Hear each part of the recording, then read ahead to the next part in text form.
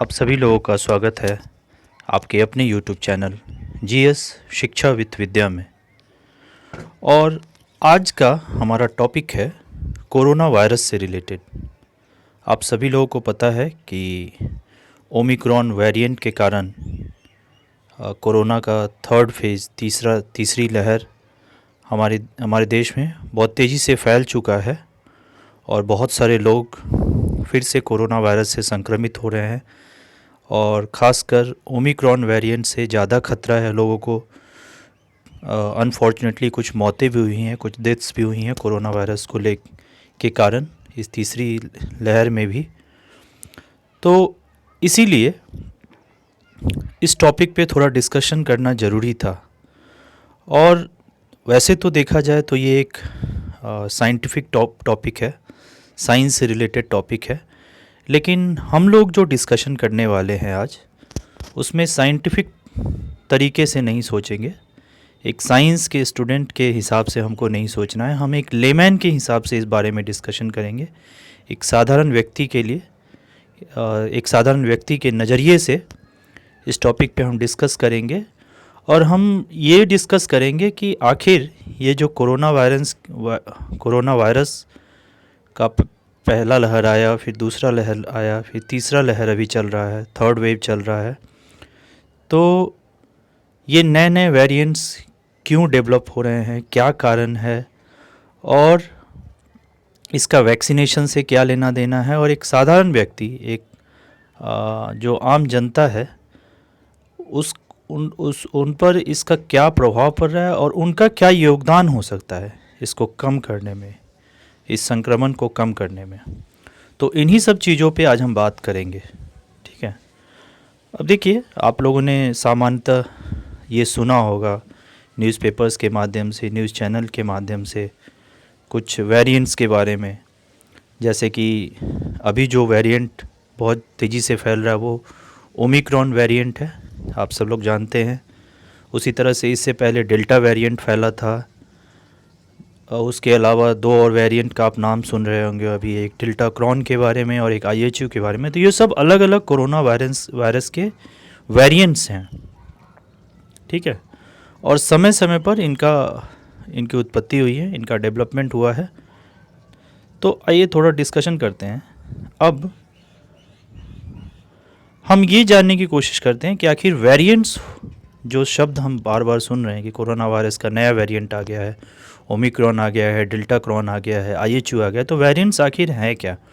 तो देखिए, क्योंकि हमको पता है कोरोना वायरस एक तरह का वायरस है, तो वायरस के लाइफ में, किसी भी वायरस के लाइफ में ये एक सामान्य प्रक्रिया है, ठीक है। नए नए वेरिएंट्स का बनना, ठीक है, वो उनकी इवोल्यूशन का एक नॉर्मल पार्ट है। और ये तब तक होता रहेगा, नए नए वेरिएंट्स तब तक आते रहेंगे जब तक ये वायरस में इतनी शक्ति होगी कि ये लोगों को संक्रमित कर दे, इन्फेक्ट कर दे, ठीक है, रेप्लिकेट कर दे, मतलब अपना ही एक दूसरा कॉपी बना ले, ठीक है, और एक व्यक्ति से दूसरे व्यक्ति में ट्रांसमिट हो जाए, ठीक है, फैल जाए। जब तक वायरस में इतनी शक्ति होगी तब तक ये नया नया वेरिएंट बनाता रहेगा, ठीक है। और ये जान लीजिए कि कोई भी वायरस है उसके बहुत सारे वेरिएंट्स बनते हैं, लेकिन ऐसा ज़रूरी नहीं कि सारा ही वेरिएंट जो है उसका डेंजरस हो, ठीक है। और हम ज़्यादातर उन्हीं वेरिएंट्स की बारे में बात करते हैं जो संक्रमण फैलाने में, जिनका योगदान ज़्यादा हो, जो ज़्यादा डेंजरस हो और जिससे लोगों में संक्रमण फैल सके, ठीक है।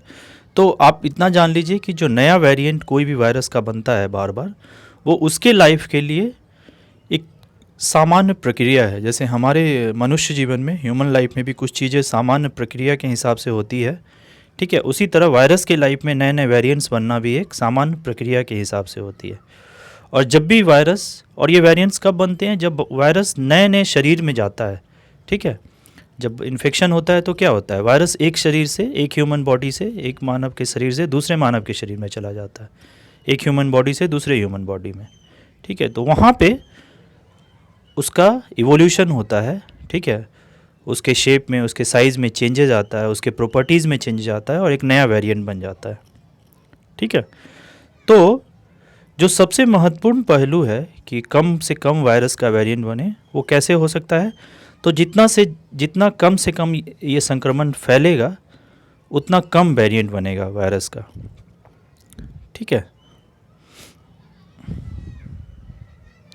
आगे आते हैं। अब देखिए, कुछ बिंदुओं पे बात करते हैं, कुछ टॉपिक्स, कुछ पॉइंट्स हैं, जैसे वैक्सीनेशन और वेरिएंट्स में क्या आपस में रिलेशन है। ठीक है, तो देखिए, जैसा मैंने आपको बताया कि वेरिएंट्स क्या होते हैं, तो आपको पता है वायरस के नॉर्मल लाइफ में जब वायरस एक बॉडी से दूसरे बॉडी में ट्रांसमिट होता है, फैलता है, संक्रमण फैलता है, तो उसके शेप में चेंज आता है। ठीक है, वो इवॉल्व होता है और उसका बिहेवियर भी बदल जाता है और उसी में एक नया वेरिएंट बनकर निकल के आता है। ठीक है, और इसका रिलेशन हमारे बॉडी के इम्यूनिटी से भी है, जो प्रतिरोधक क्षमता है हमारे शरीर की।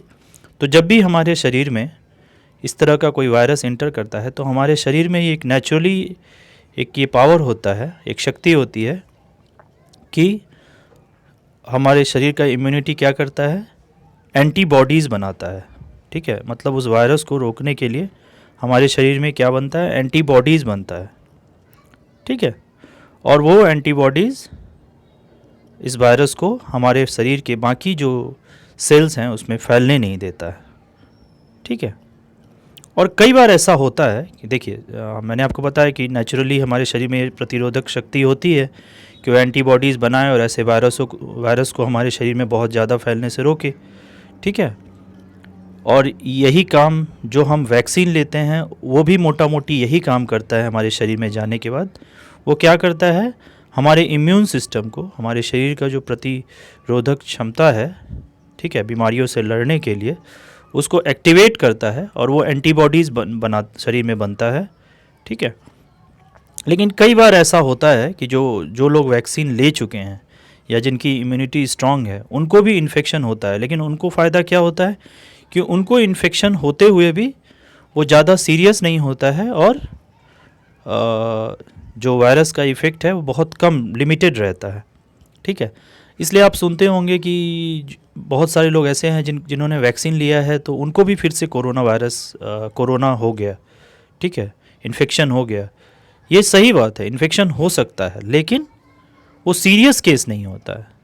2-4-5 दिनों में वो फिर दोबारा आराम से नॉर्मल दवाइयाँ खा के भी ठीक हो जाते हैं। ठीक है, अब देखिए, आप यहाँ इस फिगर को अगर ध्यान से देखेंगे तो आप देखिए कि जैसे जैसे लोगों ने वैक्सीन लिया, first step, second step, third step आपको नीचे दिख रहा होगा।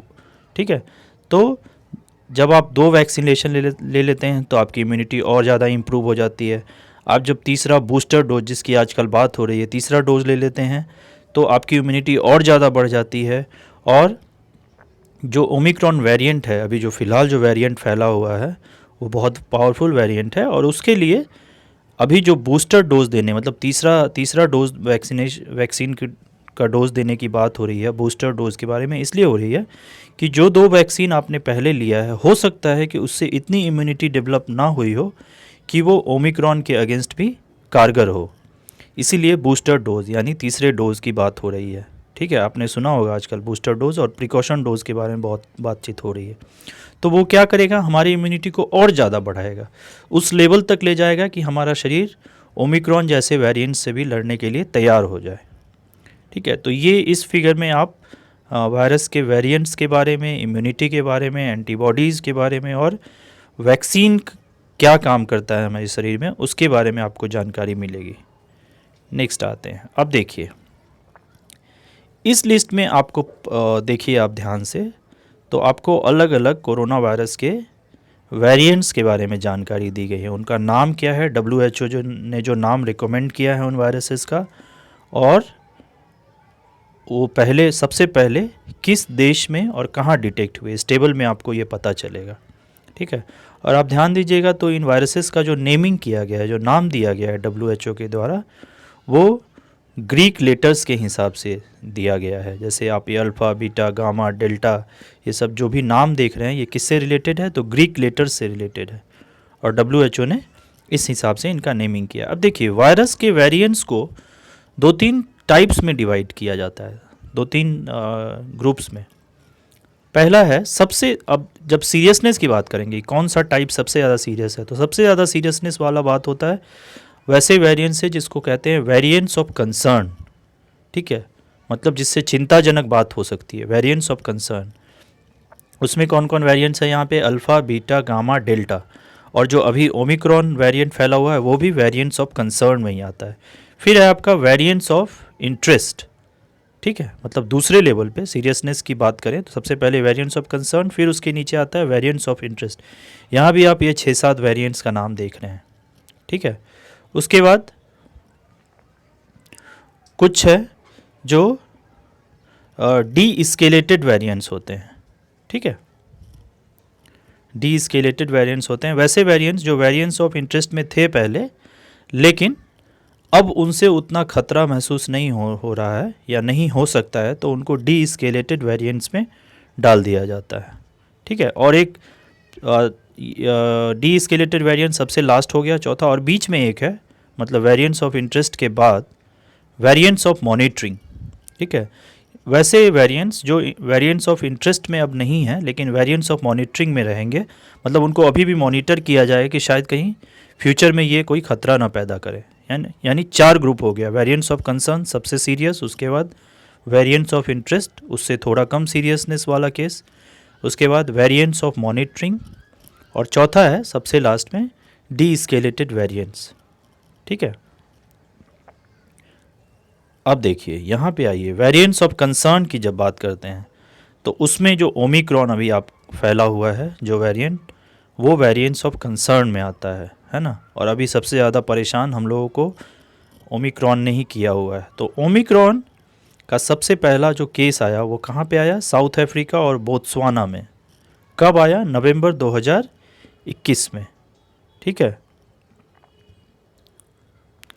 और कुछ यहाँ पे बातें, कुछ डिटेल्स दिया हुआ है ओमिक्रॉन के बारे में, आप इसको देख सकते हैं। ठीक है, और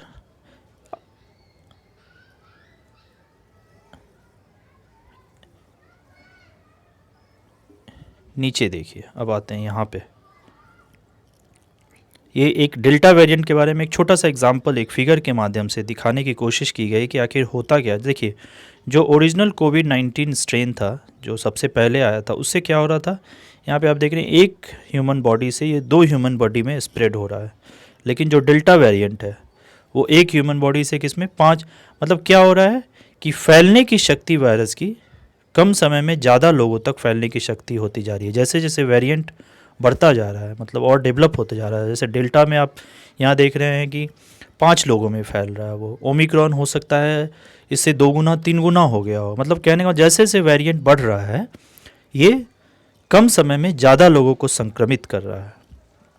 ठीक है, और देखिए एक ये टेबल के एक ग्राफ आप देखिए यहाँ पे कि क्या फ़र्क पड़ता है अगर आप 2 पीपल विथ 2 शॉट्स, मतलब जिन्होंने 2 डोज लिया हुआ है वैक्सीन का, तो ओरिजिनल वायरस के अगेंस्ट तो उनका इम्यूनिटी अच्छा है, लेकिन ओमिक्रॉन के अगेंस्ट उसका इम्यूनिटी क्या है, उनका बहुत कम है। लेकिन उसी दूसरी तरफ आप देखिए, जब आप 2 वैक्सीन का डोज ले लेते हैं और उसके साथ बूस्टर डोज भी ले लेते हैं, तो ओमिक्रॉन के अगेंस्ट आपका जो इम्यूनिटी पावर है, प्रोटेक्शन कितना बढ़ जाता है, 25 गुना बढ़ जाता है, 25 टाइम्स।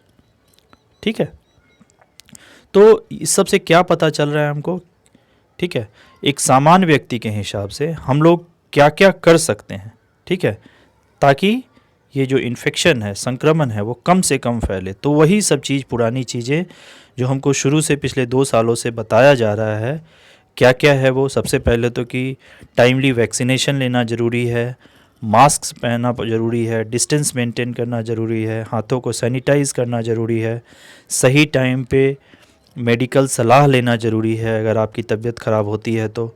मतलब हमको जो भी प्रिकॉशनरी मेजर्स हमको बताए गए हैं उनको हमको भूलना नहीं है, उनको सख्ती से पालन करना है।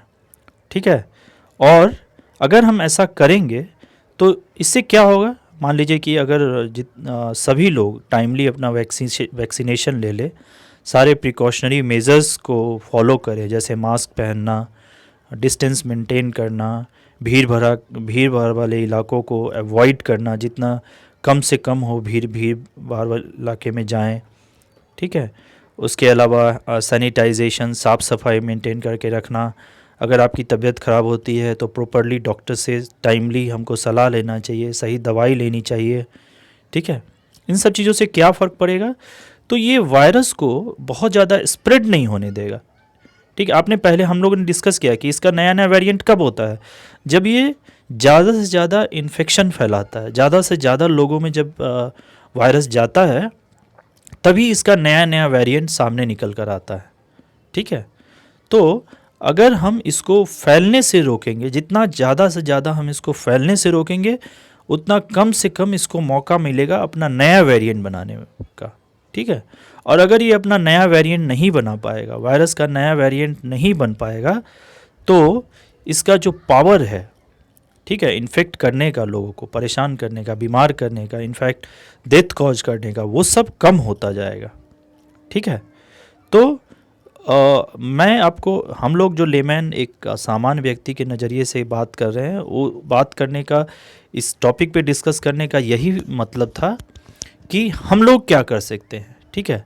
हम लोग साइंटिस्ट नहीं हैं, ठीक है, तो हम लोग इसके ऊपर रिसर्च नहीं कर सकते हैं, वैक्सीन डेवलप नहीं कर सकते हैं, लेकिन एक सामान्य व्यक्ति के नाते हम लोग जान सकते हैं, इस बात को समझ सकते हैं कि अगर हम लोगों ने इस वायरस को कम से कम मौका दिया फैलने का, तो ये अपना नया वेरिएंट नहीं बना पाएगा। और भविष्य में, अभी तो चलिए ओमिक्रॉन अभी सामने है, इसको तो हमें झेलना ही पड़ेगा, लेकिन अभी भी हम कोशिश कर सकते हैं कि जो भी प्रिकॉशनरी मेजर्स हैं, जो भी गाइडलाइंस दी जाती हैं हमको न्यूज़पेपर के माध्यम से, न्यूज़ चैनल्स के माध्यम से, सरकार के द्वारा, डॉक्टरों के द्वारा, उनको हमको मानना चाहिए, ठीक है, ताकि भविष्य में, ठीक है, अगला कोई ऐसा वेरिएंट ना पैदा हो जाए जो हमको फिर से 2-4-6 महीने 1 साल बाद परेशान करे, ठीक है। अब देखिए, इसी से रिलेटेड एक और वेरिएंट है, आपको पता है डेल्टाक्रॉन के बारे में आप लोगों ने सुना होगा। तो डेल्टाक्रॉन एक नया वेरिएंट है और इसका डेवलपमेंट सबसे पहले कहाँ देखा है, तो साइप्रस में, ठीक है, साइप्रस में इसका सबसे पहले देखा गया है।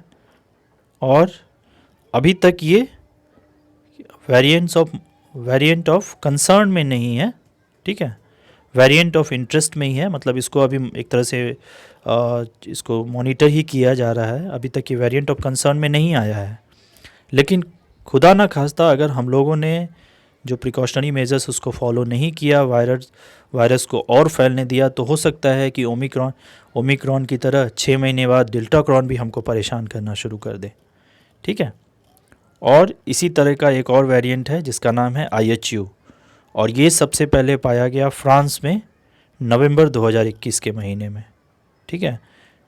जिस समय ओमिक्रॉन पाया गया था उसी समय लगभग IHU भी पाया गया था फ्रांस में। हम लोगों ने ऊपर देखा कि ओमिक्रॉन नवंबर 2021 में साउथ अफ्रीका और बोत्सवाना में पाया गया था, ठीक है।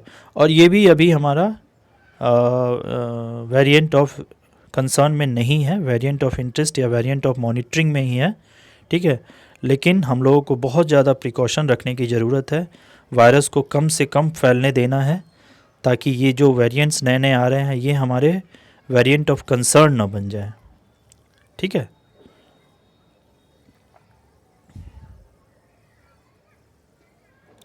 तो हम लोग ने जो डिस्कशन किया है, इसका जिस्ट यही है, इसका समरी यही है कि हम लोगों वायरस का नया वेरिएंट आगे बन पाता है या नहीं, या वो कितना ख़तरनाक हो सकता है, इसका लेना देना कहीं ना कहीं हम लोगों से भी है। हम लोग हमेशा ये सोचते रहते हैं कि हम लोग क्या कर सकते हैं, क्या हम लोग की इसमें क्या गलती है, हम लोग ये नया नया वेरिएंट कैसे बन जा रहा है, क्या हो जा रहा है। लेकिन अगर आप थोड़ा सा ध्यान देंगे इन सब चीज़ों पे, तो आपको लगेगा कि कहीं ना कहीं हम भी इसका हिस्सा हैं। अगर नया वेरिएंट वायरस का बन पा रहा है और वो हमें परेशान कर रहा है, तो इसमें कहीं ना कहीं हमारा भी योगदान है, ठीक है। इसीलिए जो भी प्रिकॉशनरी मेजर्स हैं, जो भी गाइडलाइंस है, उसको फॉलो करिए, टाइमली अपना वैक्सीन ले लीजिए। अगर आप बूस्टर डोज़ के लिए, प्रिकॉशनरी डोज़ के लिए एलिजिबल हैं तो उसको लीजिए, ठीक है, ताकि कोई अगला वेरिएंट कल को हमको और परेशान ना करे। ठीक है, स्टे सेफ, स्टे हेल्दी, स्वस्थ रहिए, सुरक्षित रहिए। ठीक है, all the best, thank you.